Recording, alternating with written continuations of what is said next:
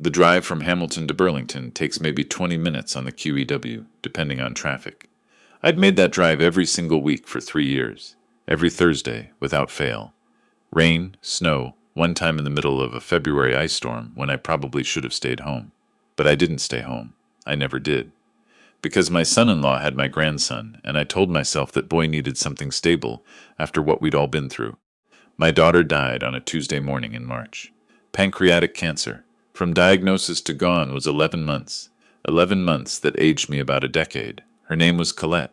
She was 41 years old. She coached youth hockey on weekends, made the best butter tarts I've ever tasted, and laughed at her own jokes before she even got to the punchline.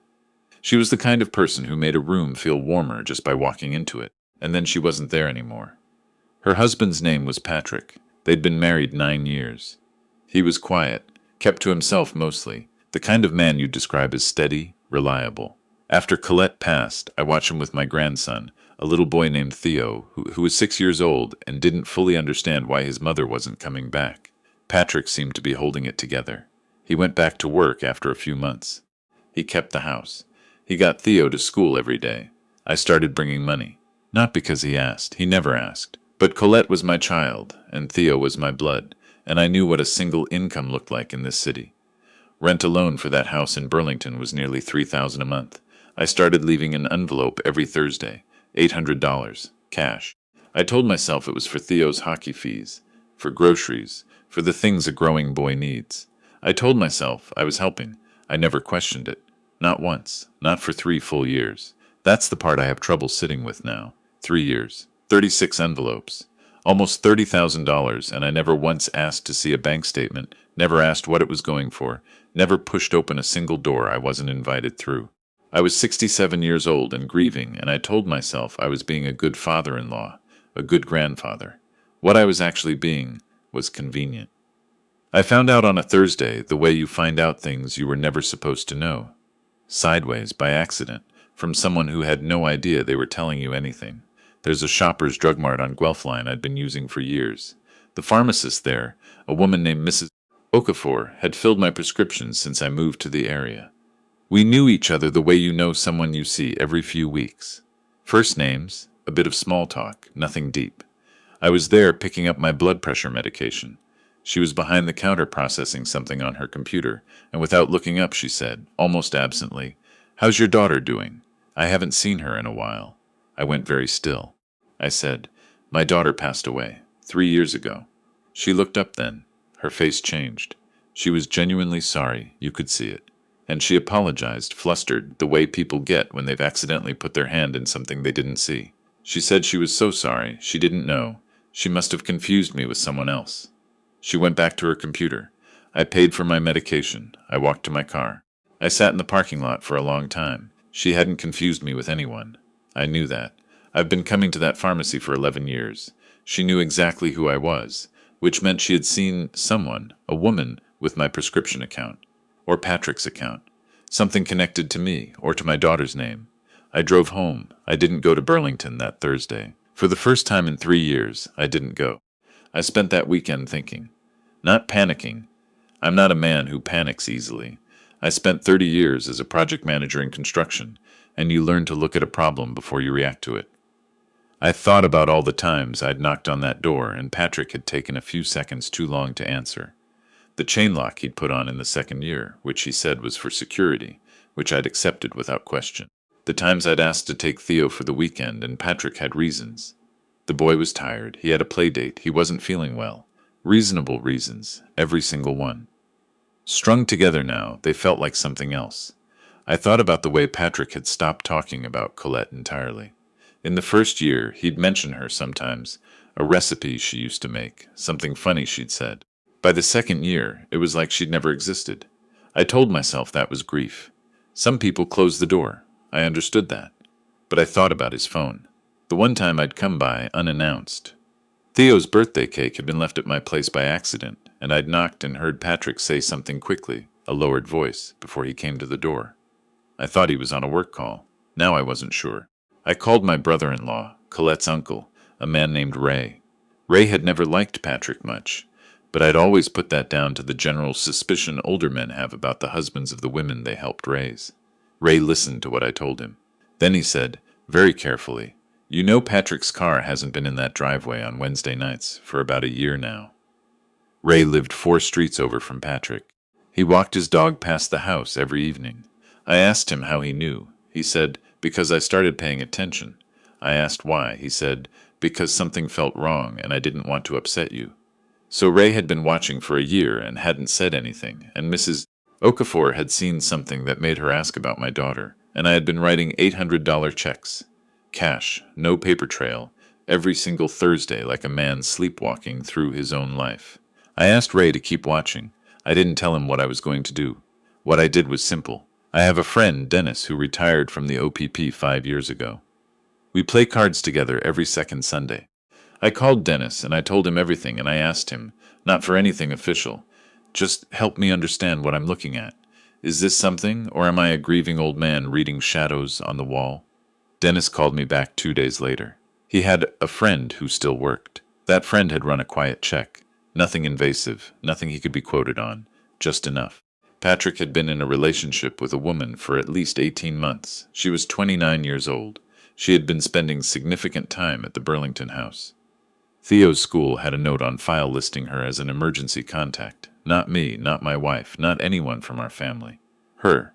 I sat with that for a full day before I could speak about it. My daughter had been dead for 3 years. I had been bringing money every week to a man who had moved another woman into my daughter's house, put her name on my grandson's school file, and said nothing to me. Not one word. While I handed him envelopes at the door, and he thanked me and closed the chain lock behind him. I want to be honest about what I felt. It wasn't just anger. Anger is clean. What I felt was something dirtier. It was humiliation. The specific humiliation of realizing you've been performing grief for someone who had already moved on and was simply letting you perform because it was profitable. Every Thursday I drove up and knocked on that door, believing I was showing up for my grandson, believing I was honoring my daughter, and Patrick was on the other side of that door counting the days until I left. My wife, when I finally told her, was very quiet for a long time. Then she said, "We need to see Theo." That was the right thing. That was the only thing that mattered. We requested a visit. Patrick responded to my text slowly, said Theo was busy this weekend, maybe next week. I said we'd come by Thursday as usual. He didn't respond. We came anyway. I knocked on the door at my regular time. Patrick answered. He looked at my face and he knew immediately that something was different. I am not good at hiding things when I've made a decision. I've been told my face gives me away. I told him, standing on that porch in the November cold, that I'd like to come inside and talk. He said it wasn't a great time. I said I'd been coming to this house every Thursday for 3 years and I'd like to come inside. He let us in. She was there, the woman, sitting at the kitchen table with a coffee mug and her coat still on, like she'd been about to leave and hadn't quite made it. She stood up when she saw us. Patrick looked at the floor. I didn't raise my voice. I want to be clear about that. I am 67 years old and I have buried my daughter, and I have nothing left to prove to anyone, and I didn't need to raise my voice. I told Patrick that I knew about the relationship. I told him I wasn't there to judge how he chose to live his life. I told him that what I was there about was Theo, only Theo, and I asked him directly why my grandson's school had a stranger listed as his emergency contact when his grandparents, who live 20 minutes away, who have been here every Thursday for 3 years, were not on that list. He didn't have an answer. The woman picked up her coat and her mug and left through the back door. I heard a car start in the alley. What followed was a conversation I will not detail fully because parts of it involve my grandson and his well-being, and those details are not for the internet. What I will say is that Patrick, to his credit, did not lie once I made clear what I knew. He admitted the relationship. He admitted she had been at the house regularly. He said, and this is the part that stays with me, that he had been meaning to tell me. For 18 months, he had been meaning to tell me. I told him the envelopes would stop. He nodded. He looked like a man who had known this was coming and had simply been hoping it wouldn't arrive yet. I asked to take Theo for the weekend. Patrick agreed. I stood in the hallway while Theo packed his little backpack. He's 9 now. He packs his own things. He has opinions about which socks are the right ones. And I looked at the photographs on the wall. There was one of Colette from a Christmas maybe 4 years before she got sick. She was laughing at something off camera, her hand up like she was trying to block the shot. It was still there. I don't know why I'd expected it not to be, but it hit me differently standing there than it ever had before. Theo came downstairs with his backpack and his hockey bag. He plays like his mother, with this absolute fearlessness. Diving for pucks like pain is something that happens to other people. And he took my hand at the door and said, "Are you okay, Grandpa? Your face looks funny." 9 years old. I told him I was just cold. We drove back to Hamilton with the radio on low. My wife reached over and held my hand for most of the highway. We didn't talk much. There wasn't much to say yet.